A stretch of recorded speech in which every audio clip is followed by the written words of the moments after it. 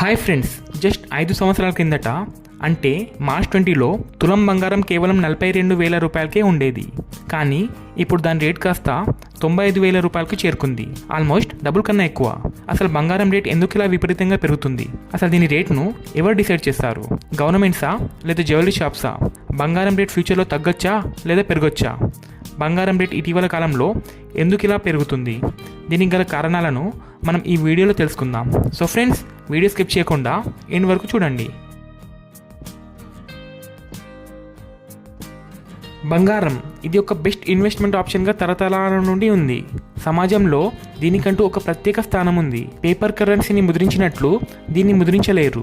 ఇది చాలా లిమిటెడ్గా మార్కెట్లో లభ్యమవుతుంది. ప్రపంచం మొత్తంలో ఏ మూలకెళ్ళినా దీన్ని యాక్సెప్ట్ చేయని వారే ఉండరు. అది కాక మార్కెట్ ఎంత వర్స్ట్గా పర్ఫామ్ చేస్తున్నప్పటికీ దీని వాల్యూ షేర్స్ వల్లే పడిపోదు.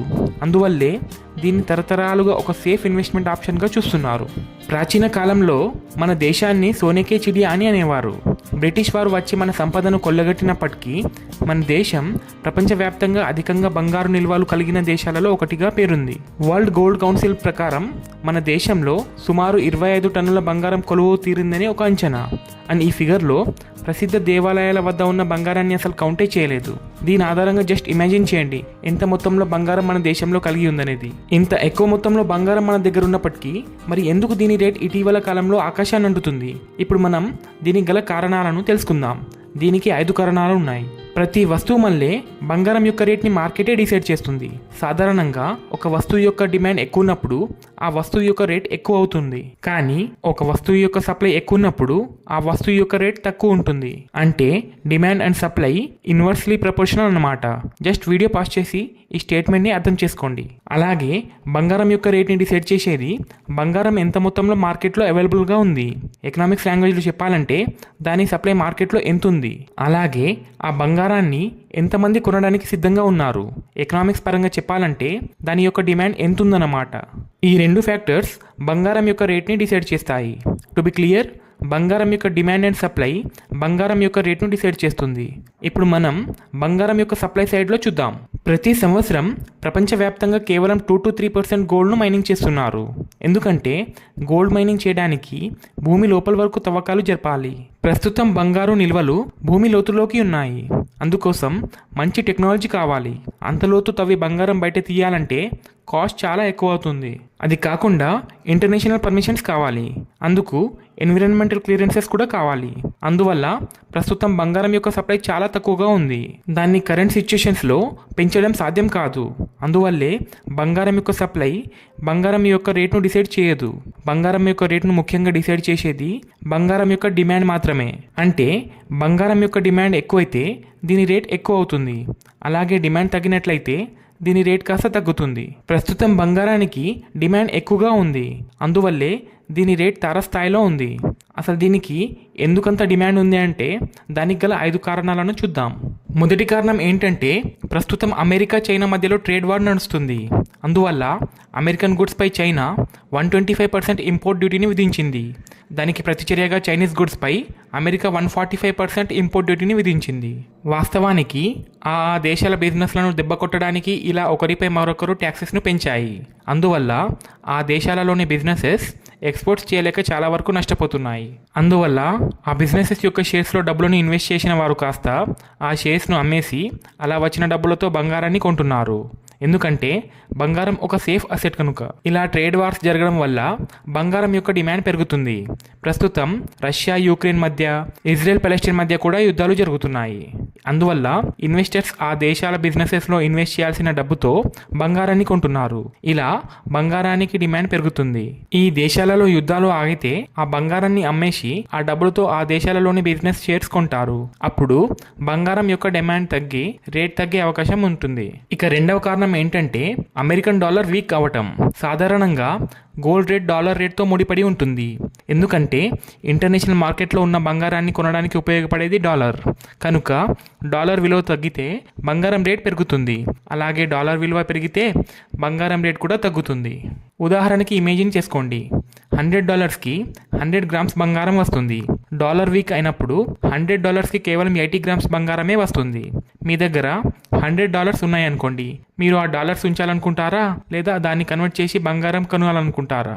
ఖచ్చితంగా బంగారమే కొనాలనుకుంటారు. ఎందుకంటే డాలర్ వీక్ అయ్యే కొద్దీ మీకు బంగారం తక్కువ మొత్తంలో వస్తుంది. ఇలాగే అమెరికా చైనా ట్రేడ్ వార్ నడుస్తుంది కనుక అమెరికాలోని బిజినెసెస్ దెబ్బతిని డాలర్ విలువ తగ్గుతుంది. అందువల్ల డాలర్స్ ను సేవ్ చేసుకున్న వారు బంగారాన్ని కొంటున్నారు. ఇలా బంగారానికి డిమాండ్ క్రియేట్ చేస్తున్నారు. అలాగే ప్రతి దేశం తమ ఖజానాలో డాలర్స్ను మెయింటైన్ చేస్తాయి. ఆ డాలర్స్తో ఇంటర్నేషనల్ మార్కెట్లో కావాల్సిన సరుకులను కొంటాయి. ప్రస్తుతం నడుస్తున్న అమెరికా చైనా ట్రేడ్ వార్ కారణంగా ప్రతి దేశం డాలర్స్ను మెయింటైన్ చేయడానికి సంకోచిస్తున్నాయి.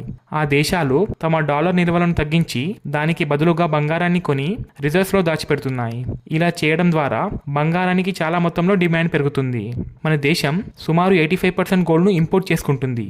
వీక్ డాలర్ ఇంటర్నేషనల్ మార్కెట్లో బంగారానికి డిమాండ్ తెచ్చిపెట్టింది. అమెరికా ట్రేడ్ వార్ని ఆపేసి బిజినెసెస్ డెవలప్ చేస్తే డాలర్ విలువ మళ్లీ పెరిగే అవకాశం ఉంటుంది. అప్పుడు దేశాలు తమ రిజర్వ్స్లో బంగారాన్ని అమ్మేసి డాలర్స్ను రిజర్వ్ చేయడం మొదలు పెడతారు. అప్పుడు బంగారానికి డిమాండ్ తగ్గి ధరలు తగ్గుముఖం పట్టొచ్చు. ఇక అందుకు గల మూడో కారణం ఏంటంటే సెంట్రల్ బ్యాంక్స్ ఎక్కువ మొత్తంలో గోల్డ్ను కొనడం. మన దేశానికి ఎలాగైతే రిజర్వ్ బ్యాంక్ ఆఫ్ ఇండియా అనేది ఉంటుందో అలాగే ప్రతి దేశానికి ఒక రిజర్వ్ బ్యాంక్ ఉంటుంది. యుఎస్లో ట్రేడ్ వార్ కారణంగా రిసెషన్ రావచ్చని గ్రహించి అవి తమ దగ్గర ఉన్న డాలర్ నిల్వలను తగ్గించి అందుకు బంగారంతో రిప్లేస్ చేస్తున్నాయి. ఎందుకంటే బంగారంతో సెక్యూరిటీ ఉంటుంది కనుక. వరల్డ్ గోల్డ్ కౌన్సిల్ అనుసారం ఏషియాలోని సెంట్రల్ బ్యాంక్స్ సుమారు 1000 టన్నుల బంగారాన్ని ఈ సంవత్సరంలో కొనుగోలు చేశాయి. అందులో మన దేశపు సెంట్రల్ బ్యాంక్ అయిన ఆర్బీఐ సుమారు 72.6 టన్నుల బంగారాన్ని కొనుగోలు చేసింది. ప్రస్తుతం ఆర్బీఐ దగ్గర 800 టన్నుల బంగారం ఉంది. ఒక అంచనా ప్రకారం ప్రపంచంలోని 20% బంగారం కేవలం ఈ సెంట్రల్ బ్యాంక్స్ వద్దే ఉంది. ఇలా సెంట్రల్ బ్యాంక్స్ విపరీతంగా కొనుగోలు చేసి బంగారం యొక్క డిమాండ్ని పెంచి దాని ధరలను పెంచుతున్నాయి. ఇందుకు గల 4వ కారణం ఏంటంటే యుఎస్లో ట్రేడ్ వార్ వల్ల బిజినెసెస్ దెబ్బతిన్నాయి. ఆ బిజినెస్ను ఎంకరేజ్ చేయడానికి యుఎస్ సెంట్రల్ బ్యాంక్ అయిన ఫెడరల్ బ్యాంక్ వడ్డీ రేట్లని తగ్గిస్తుంది.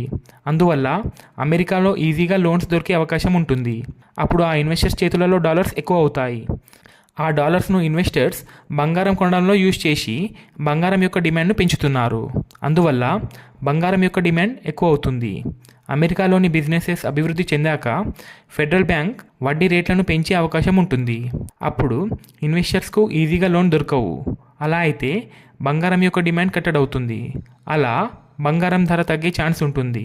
ఇక అందుకు గల 5వ కారణం ఏంటంటే కన్జ్యూమర్ డిమాండ్. ఇండియా మరియు చైనాలో బంగారంతో చేయబడ్డ జ్యువెలరీకి బాగా డిమాండ్ ఉంది. అక్షయ తృతీయ లేదా మ్యారేజ్ సీజన్లో కంపల్సరీగా పర్చేస్ చేయాల్సి వస్తుంది. అప్పుడు బంగారానికి డిమాండ్ పెరుగుతుంది. అలా బంగారానికి రేట్ పెరుగుతుంది. అది కాకుండా బంగారం మంచి ఎలక్ట్రిసిటీ కండక్టర్ అయినందువలన దీన్ని స్మార్ట్ ఫోన్స్ అండ్ కంప్యూటర్స్లలో కూడా ఉపయోగిస్తారు. అది కాకుండా దీన్ని మెడికల్ ఎక్విప్మెంట్ అండ్ ఏరోస్పేస్ ఇంజనీరింగ్లోనూ ఉపయోగిస్తారు. అందువల్ల దీనికి డిమాండ్ పెరుగుతుంది. ఇలా ఈ 5 ఫ్యాక్టర్స్ బంగారానికి డిమాండ్ పెంచి రేట్ పెరిగేలా చేస్తున్నాయి. అందులో ముఖ్యమైన factor America China trade war. ఈ ట్రేడ్ వార్ ఆగడంతో డాలర్ విలువ పెరిగి బంగారం డిమాండ్ తగ్గే ఛాన్స్ ఉంటుంది. సో ఫ్రెండ్స్, మీకు ఈ వీడియో నచ్చితే లైక్ చేసి నా ఛానల్ను సబ్స్క్రైబ్ చేయండి. Thank you for watching the video to the end.